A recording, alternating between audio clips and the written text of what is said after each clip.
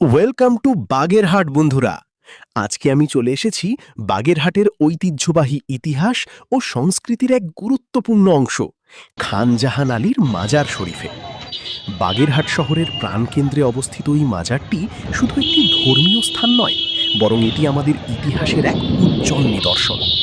1500 শতকে মহান সুফি সাধক হজরত খান জাহান আলী রহমতুল্লাহ আলাইহি এই অঞ্চলে ইসলামের প্রচার ও নগর গড়ে তোলার কাজে গুরুত্বপূর্ণ ভূমিকা রাখেন।